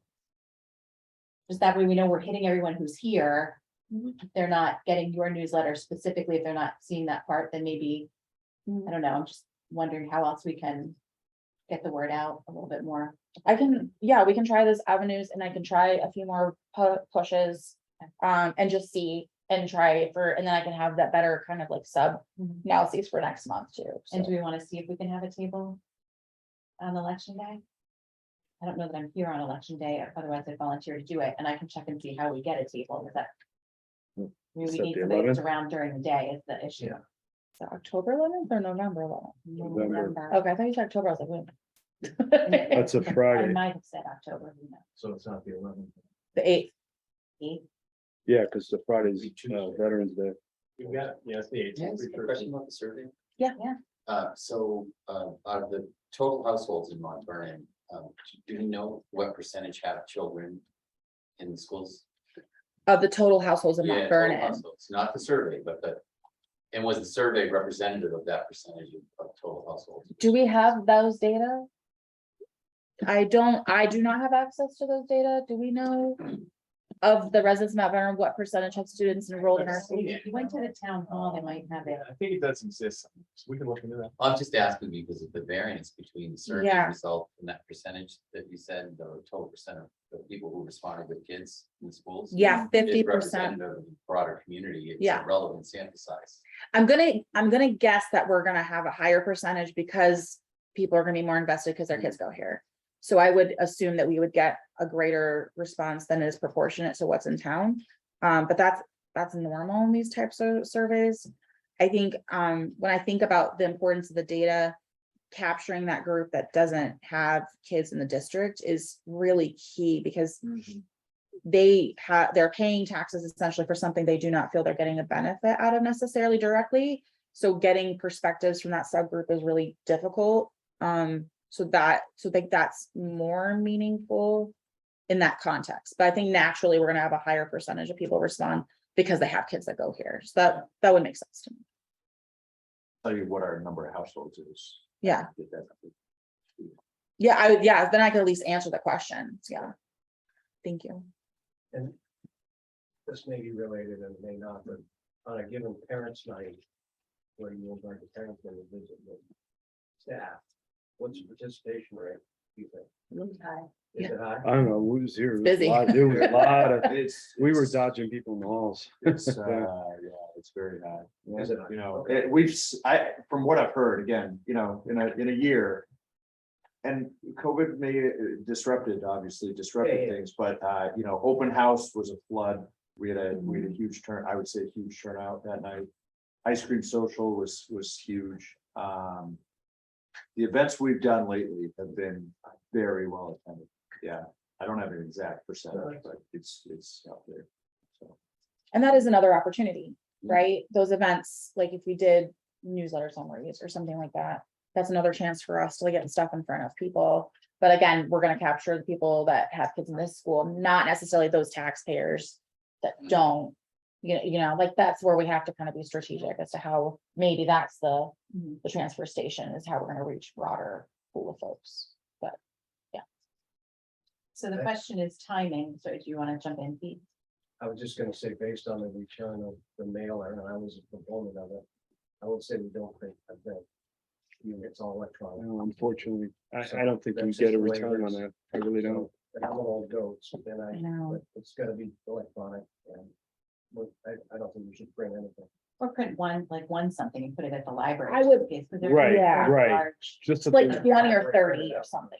somewhere in a public forum, but Yeah. just put it out. Well, Right. not the print to mail. Yeah, And also have a flyer with a QR code, they can pull it up on their phone, not have to take the print. Yes, yeah. I wouldn't invest the funds in it. It is not getting us anything for our buck. It's a lesson I had to learn, I had to try. I know, It's good for everybody to understand what kind of return rate you get on mail, so. but this is something we need to document because when someone comes back and says, well, why don't you put these mailers out? Yeah. Well, back in 2022, and when we tried to do this, this is not the first time we're hearing about this, folks. I would like to review the policy about how we can communicate on social media, because I would like to return these results to the public, and I don't know if by referring them to the notes and saying, like, you can see a summary of the results from our survey here, or if I can give a synopsis, or if I can give a synopsis, have you all read and approve it, and then post it, like, what our procedure can be for that. In general, if you post a summary as yourself, as a community member, because you have attended the board meeting, you can do that. You just don't answer any questions in the public forum. For that, you would say you need to kind of either review, like send them back to the minutes or suggest that they come to the next board meeting. But that's how, yeah, but that's how it runs out of And I know it's control. super frustrating, but That's exactly how it gets out of control, because then you have no way to be able to dispel misunderstandings and that's the frustration, but that's where the policy comes in to Right. prevent that from happening. because Right. You don't want there to be something snowballing that the board can't see as in totality and totally. tricky. I'll think about it. Yeah, I'll send you the policy so you Yeah. can see it too. So question of timing, our next board meeting is November 3rd. If we're thinking about having, a table on the 8th, that would mean that we won't have any necessary, I mean, we can try some of these pushes for the rest of October and see if it gets us any benefit. But then we wouldn't be reporting out on it again until December. And then we're kind of running late into the year, so if we were going to suggest recommissioning the middle school study committee, it wouldn't be likely until the new year. So how do we feel about that? And also logistically, I would bring it back to you for your expertise with timing. I mean, if we were, it's not gonna give a lot of time for a committee to come up with any kind of anything, and if they needed funding to be able to study anything, where would we be? We would still be out next year. Right. We would be out to voting time next year. Correct. Which is a real Budget challenge. development is next month. We're in budget development now, so I think you're already around. But work has to be done in time. This is what it is. I don't foresee us getting a huge shift that's gonna completely change the priorities that folks have laid out for us. Like, I don't It think we're doesn't gonna get it, look like it here either. I agree. so I'd rather get some movement and get some hard data for folks than hope that we get something illuminating that we probably won't. I mean, based on the report that the middle school study committee presented, do you think it would be reasonable for us to draft a warrant article? Set aside some funding to study the topic. I mean, that would at least give a middle school study committee in the new year the ability to have progress. Would that be reasonable or is that unreasonable? What kind of funds do you think they need? I have no idea. I was gonna ask you. Yeah, we need to dig in. We can certainly talk about it. So we had discussed like some kind of need for like estimates of costs for like, for what they want us to explore. There's gonna be. Right. Yeah, We had a ballpark, Superintendent Steele had kind of done some broad number crunching, so we have a ballpark, but it's nothing that we could go off of. We really have to. when is our AMS contract up for renegotiation? That's also part of this. 4 more years. Yeah, I think this is year 2. So we have. Sure it was a 5-year. 5, yes, it's 5 years, so we've got 3 more years. And 5 is less than normal. It's normally longer. right? Yes, Okay. it's that's another. 5 years with an option to 10 if both parties agree at 5. But then you have to notify them, so you can't wait. Let's say you decide to move, so you can't wait till the end of year 5. Right, Correct, that's what. so really, like, Yeah. I think we need to have something, I think we need to have a warrant article this year to at least give the committee Right. some, Yeah, some legs. Right. Yeah, To be able to present something if we're going to need to make a move next year. yeah. so I'll dig on the report and have something for the November meeting. Okay, thank you. So then do we want to try and plan for the November 8th to do a table? I can try and Yeah. investigate that just to see, and then we can, if we don't need to. I'm sure they're fine. Oh, yeah, I can't that day. I'll be out of the state, I but will too. I can do definitely the next That's- time. Yeah, I You're can, not available I during the can, I'm actually looking at my calendar. I have some availability in the morning, so I can devote maybe an hour or so to And hang out and try to shake people down for some. And I can go to transfer station. Like, I'm happy to do that, like on the weekend or anything. So I can totally do that most of the time. I mean, alternatively, I know the library has a table, so we might be able to ask them if we could just put up a placard.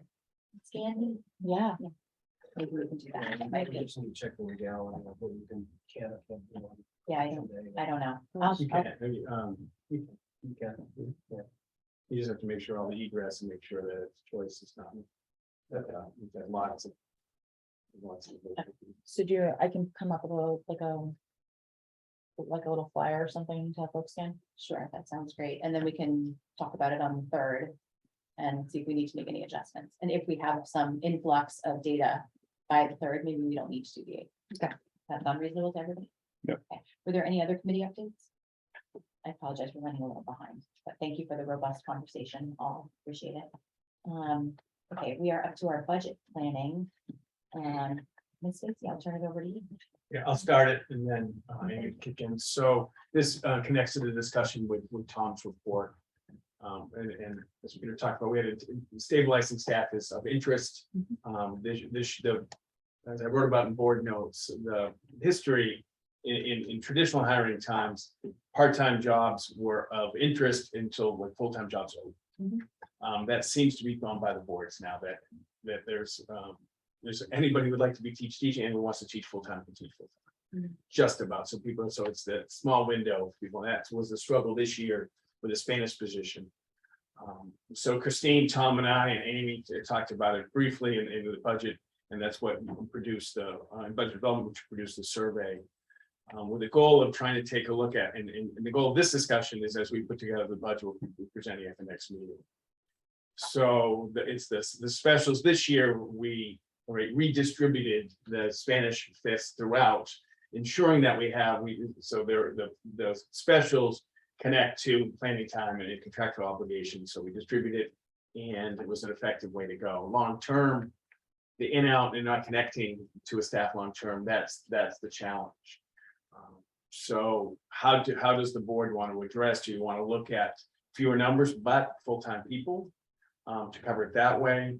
Or for example, and we had to, if you were very interested in maintaining a world language instead of just looking for Spanish, looking for French or Spanish, that doubles your catchment area in this state. So this summer we put together our district music. For the first, it was one of our goals, and they had a day of collaboration and understanding each other's programs. So when I met with some of the high school folks, one of the concerns was the inequity of the Mont Vernon experience in music with band and instruments compared to Amherst. And as you can see, there's some inequity in the band. I think 4 out of 40, whatever it was, and board knows that number. A full-time music person someday, and this can be over time, where we could close that equity gap and develop a program that is chorus, that is general music, as well as band and instruments. I appreciate the communities, and Tom and I spoke, it really does align with very strong priorities of the arts as well as movement, right? Right now, I don't think there's anything more important in school outside of the content areas and specials and getting kids to move, getting off screens and move. So the strong physical education devotion of the community matches with where we are in priorities and kids and going on today. Then the question is, it's the art music, or where does the world language come? Really is of the board choices. We build this budget, but stabilizing these positions, which probably would mean going to less part-time and more full, gives us the opportunity to develop programs over time. In what areas would the board like to take a look at? That's really the open question.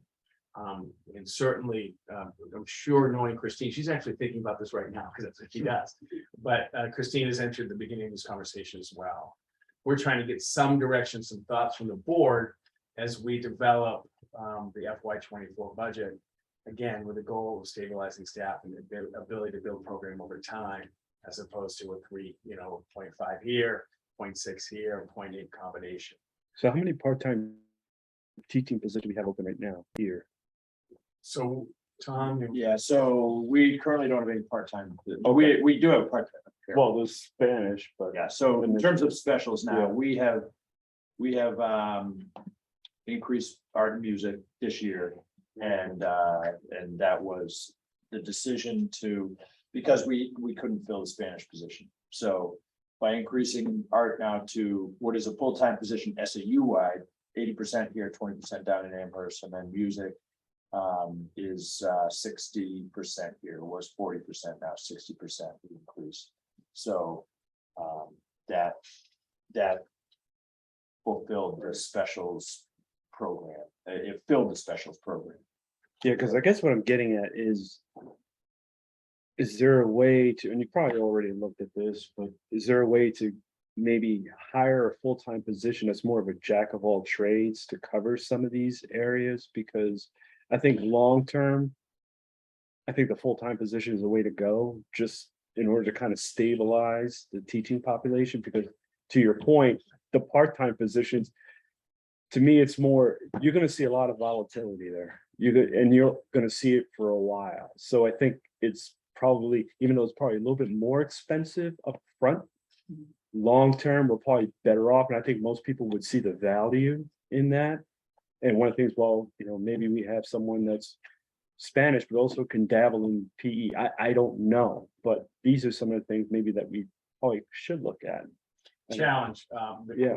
those type of cross. Yeah, you know what? Certification, Yeah, cross credentialing, exactly. challenge, Mm, but unicorns exist somewhere, I mean, we Yeah. can always look. yeah. And certainly there's a cost component, but we've got very lucky, right, we have the full-time art, Yeah, that's stable because SAU. PE right now is how much, Tom? 63 days a week. And then music right now is 63 days a week. Right, Correct. yeah, those are up. Yeah, because typically it would have been, So our phys ed was 60, stayed 60. Yeah. Music went up to 60 and art went up to 80. I think it would be helpful for me. Art was that? Art was up. Art was up, so art was, went up from 40 to 80. 40. Yeah, when I think about this, like, I'm mindful that our communities and our state have just gone through massive power increases, fuel increases that are unknown. Vehicle, like, I mean, everything has gotten so astronomically expensive that I'm just mindful of like how hard that is for families. But also, I mean, what we're talking about, I think it would help me understand better if we knew like maybe what the dollar amount would be. Like, what are we talking about in terms of actual addition to the budget, and what would that translate to maybe for tax increase? Like, is it something where it's like huge benefit to our students and like negligible to our town? Like, I think that would help me feel more responsible so having it. the connection, when you take a staff from 0.6 to full-time, Mhm. it engages up to $25,000 in health insurance Mhm. and up to a 20% involved in retirement with big benefits. So Mhm. 0.6 doesn't engage the benefit component of the wage. Yeah. And the health insurance and that's probably $30,000 to $40,000 more when you go to full-time beyond the salary component. Just the benefits component. And FICA. Right, So that's that. So the overhead piece is. Yeah. About another 40%. And when you, the part-time difficult to attract, but more affordable because you don't have the pensionable piece and you don't have the benefit. But I would argue that piece is a lot more palatable as opposed to, let's say, we're adding on to a school, or, in terms of the impact on the tax rate, it's less of an impact. You know what I'm saying? And to me, Yeah. when you're looking at adding a person as opposed to adding a wing, and the person obviously will have a material impact on the individual Right. student body, to me, that's a greater importance. It's more bang for the buck in my eyes. I agree, like Yeah. entirely. I just don't know if we're necessarily if we know if we're in an either or situation. That I think that's what folks know, is that we don't 100% know what's happening with the middle school. So I Right. think folks are very mindful of that. And like I would love all these programs to be full-time, because I 100% love my kids getting a benefit out of them, because I think it's huge in terms of benefit for them. I just know there's just these bigger things. Right. No, I hear it. But maybe that in the context of our budget is only like a point something percent. Like, I don't really know what that is in context. of And the budget. we can run the scenarios of each one, and see where it goes. Amy, we haven't hit to an overall budget impact yet. And we certainly can run it that way. The piece, the music piece is an equity piece. The Spanish is a unique opportunity, right? That's an extraordinary program for a small community school that has great appeal. PE and art, I mean, these are both for, it's like Solomon, right? Which one are you going to do? For clarity, were you suggesting based on the poll that Mr. Lechleiter did, are you suggesting that we choose among them, or like, I almost thought I heard maybe like we should choose a few, and am I misinterpreting? So we would like to budget in a way that stabilizes the staff, meaning at least putting funds in the budget that would allow one of these to go to full-time. One of them. It doesn't have to be made now. Okay. But that way, We will have the funds necessary, and we can still try to run Spanish, but if it doesn't run Spanish, do we want to move and have the funds available for a full time? So you mean, a currently open part-time position and offer that up as a full-time position? Right now, it's an open position, period. Right now, right, Spanish has been distributed to the others. Right, but But there's always tension about are we gonna Yeah. lose any of the part-time people? And sometimes it works for people, it works for a couple of years based on balance, like, right? well, and the other thing is too, long-term, it's, you're gonna burn people out.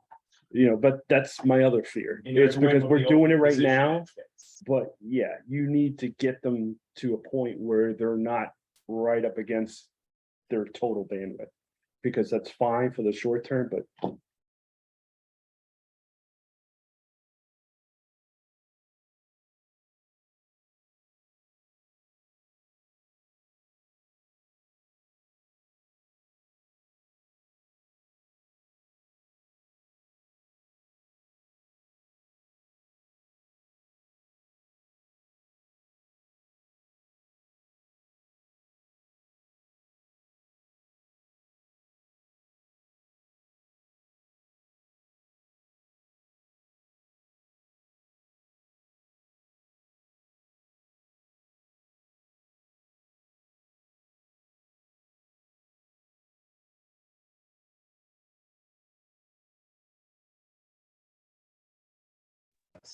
Opportunity that I've never seen before in my 35 years.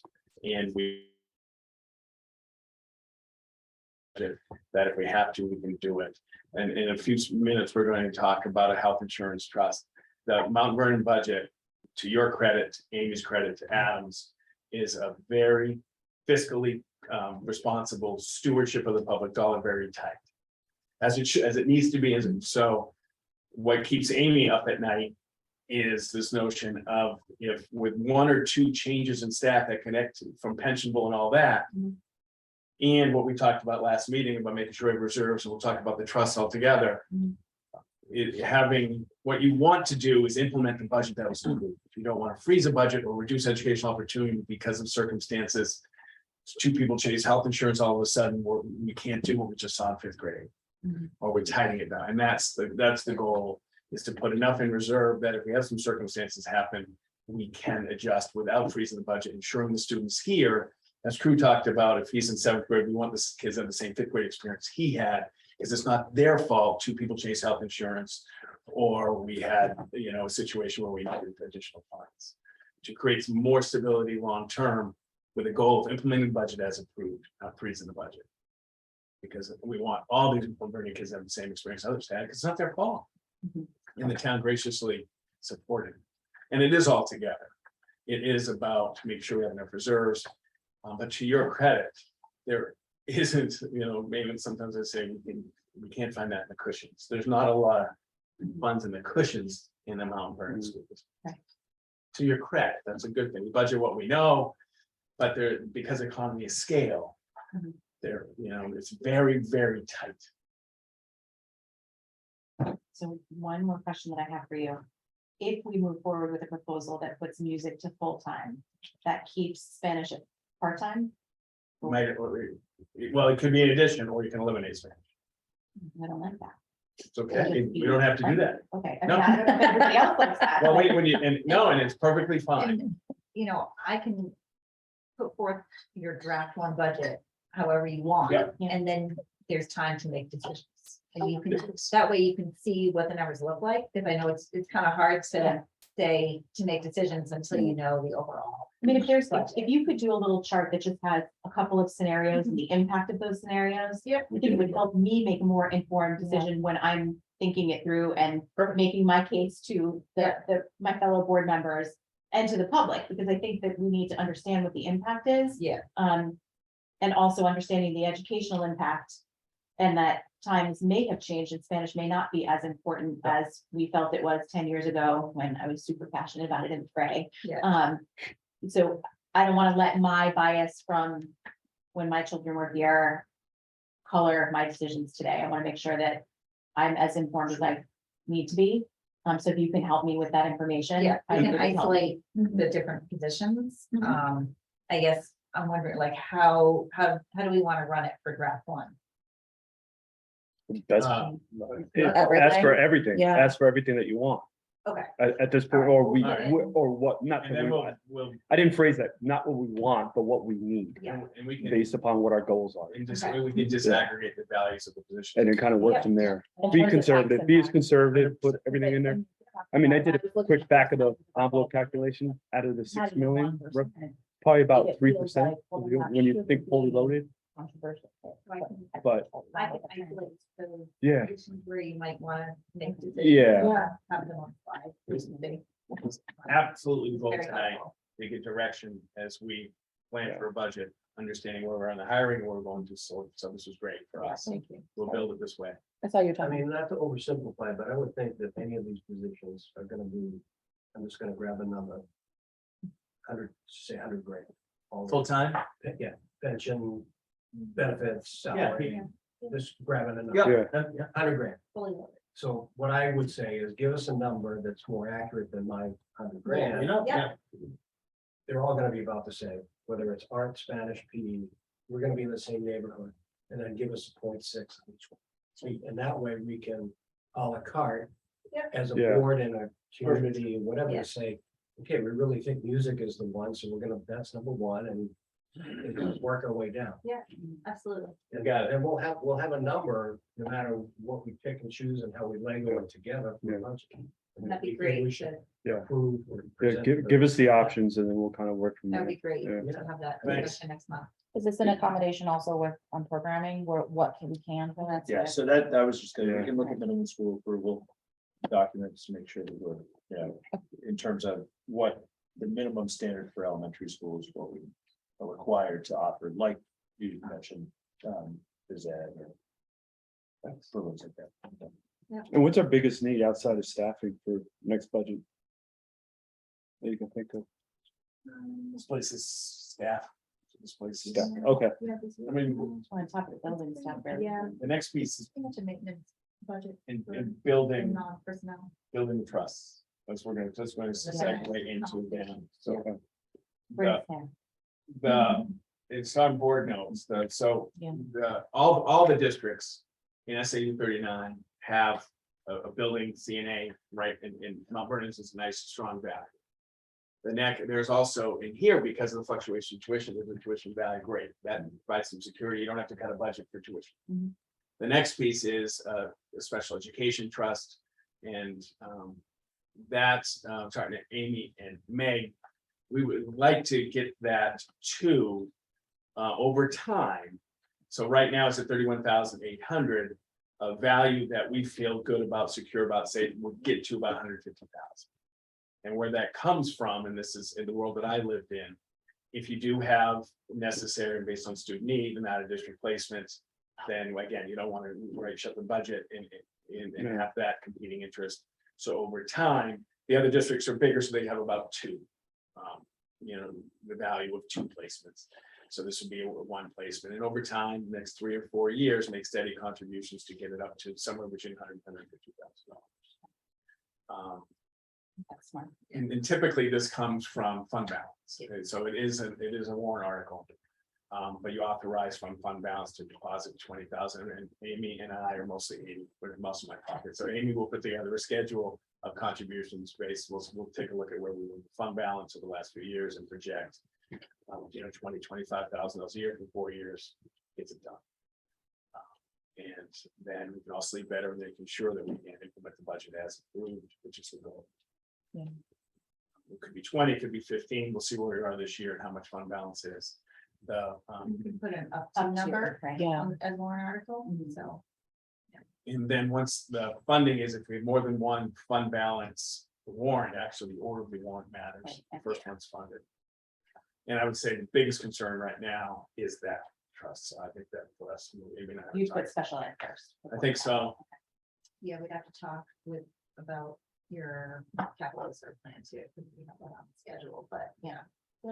But it's pretty, you're in decent shape with capital reserves, and we have a nice plan for those projects, so. But the water system is not, the water system wasn't on the list of projects last I saw, and that was gonna be a pretty important thing, right? Am I remember correctly? I don't know. Yeah, I don't remember seeing it on the list of projects. Let's check it, Roger. Like an end of year project or? Just on our in- list. or in your- In our in the schedule. actual Yeah. I schedule? think it was something regarding the meter. We had talked about it, the whole room needs to be redone, and we had talked Mm-hmm. about getting estimates, and I think Roger had worked on that, but Yeah. that's not currently on the list. And I have no idea how huge that will be. We'll have to Yeah. follow up, because we want product, because that planning is essential. Yeah, so we'll work on that and we'll make a recommendation for priorities for those, the homeless. And then when we're working on the slides for the slide deck, we'll just make sure that we like highlight the story there, so we're really clear on Yeah. the ask. Yeah. And why it's important. I think Yeah. that's really important to get across to the community. Yeah. as always, but- Definitely, yep. Okay, There's one, the other piece Peak.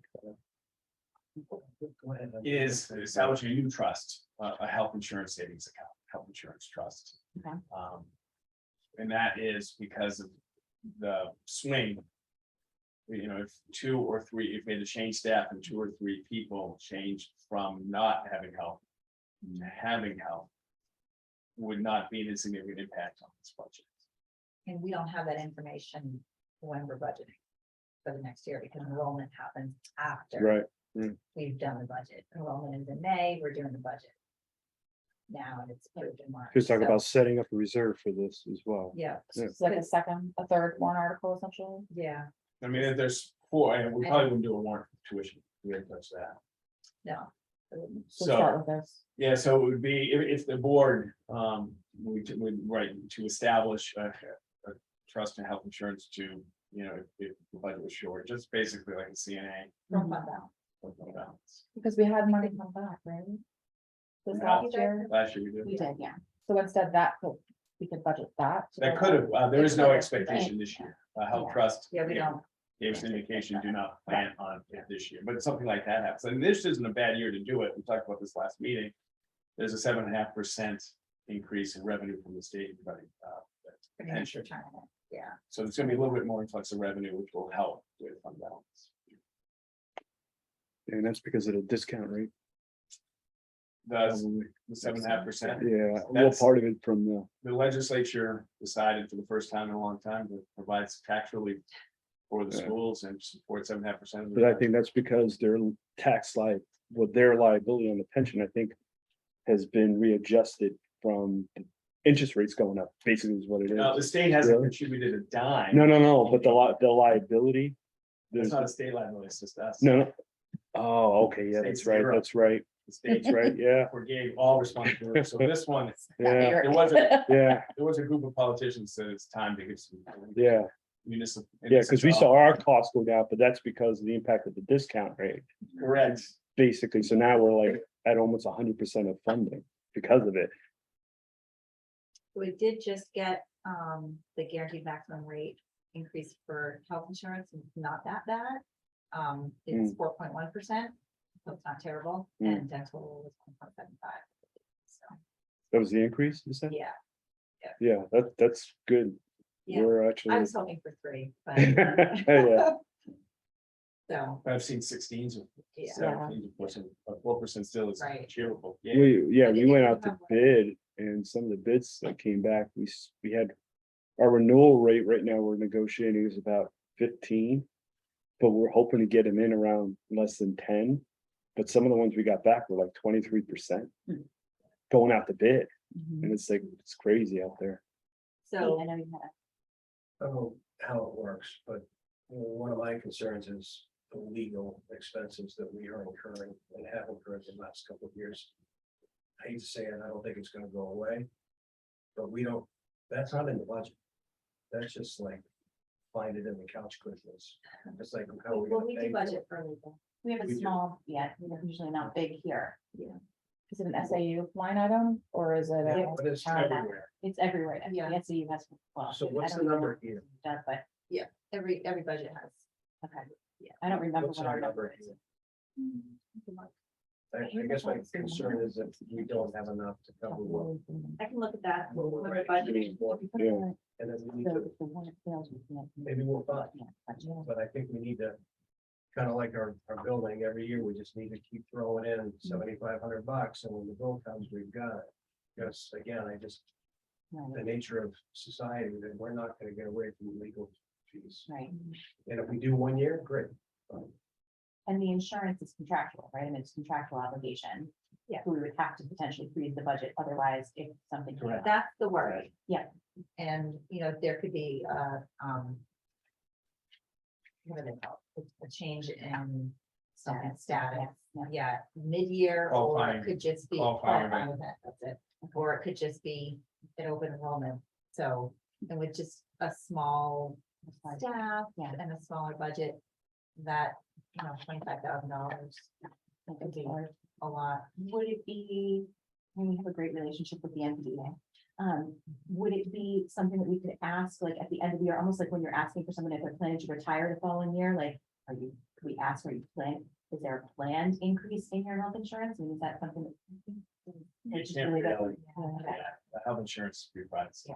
It starts getting into basically asking, are you planning getting married, you're planning having kids, and you I can't ask know. people that. I know, Because those little things would change your enrollment status. I know, but it's being contractual, it makes it difficult for us Yeah. to But we put plan. Yeah. 20, if we did 10,000, it would be great Yeah. to be one family Yeah, in it, 20,000 in there would be enough. I like that strategy. And then we'd have, and again, the goal is to implement the budget as approved, not as revised to circumstances outside. of the Okay. so we'll bring all these in the presentation, and you can discuss and debate and decide.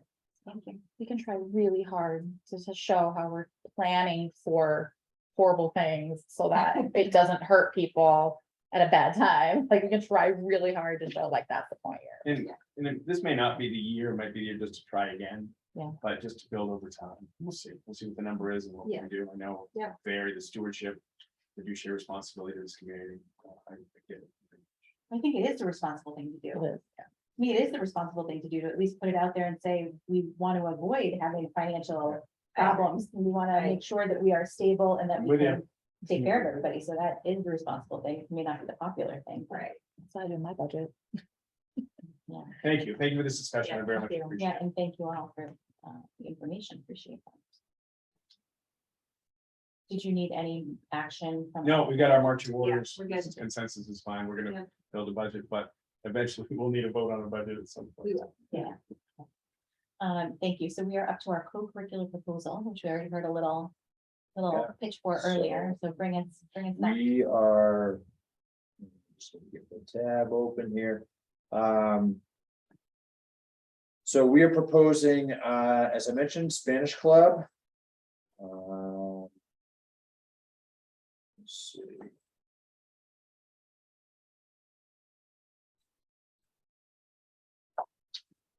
So Spanish Club, as I mentioned, yeah, Spanish Club would be an exposure to Spanish culture. As you can see in the proposal, holidays, and then some basic language vocabulary. And this was brought forward. It just so happens Christy, our art teacher, I think I might have mentioned this, also has a minor in Spanish and is interested in pursuing this club. So anyway, I wanted to bring that forward tonight. We're excited about it. She's excited about it. And I think it would give a nice experience to our students.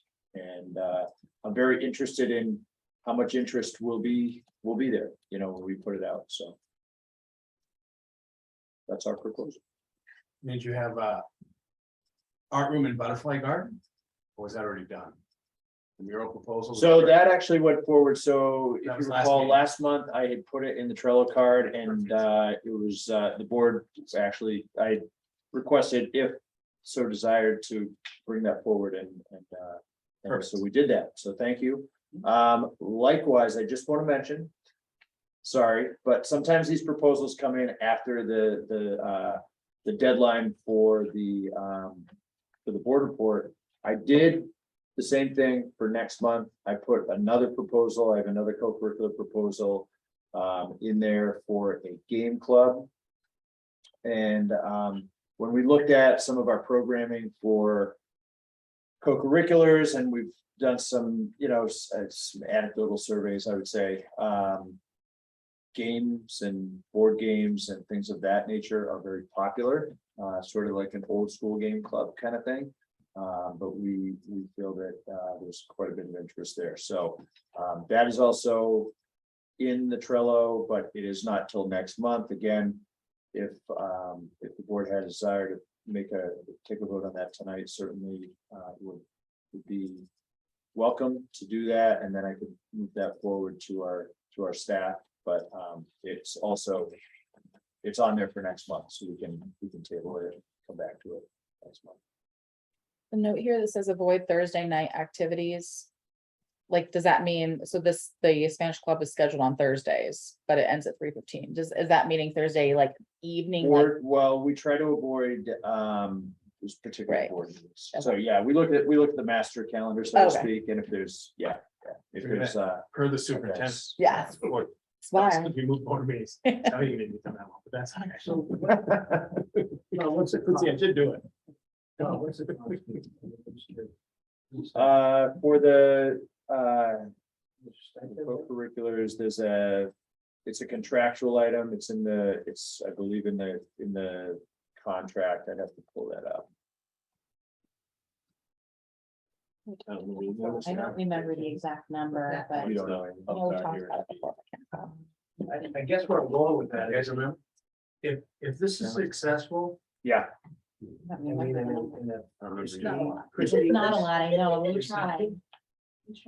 If Christie's receptive and it's successful, why wouldn't we just kind of, well, except for like all Yeah. weeks, and, I mean, why would we leave it to six nights or 6 afternoons? yeah. So the That's way. my question. Yeah, so the way the contract reads on co-curriculars, there's a few moving parts to it where. There's different like segments of time that it runs, and so. We could run it continually, we could do that, and there's a certain number, I'm trying to remember off the top of my head, but I think there's 10 total stipends. And we have done that, so we did that, I believe last year with our drama club, I believe.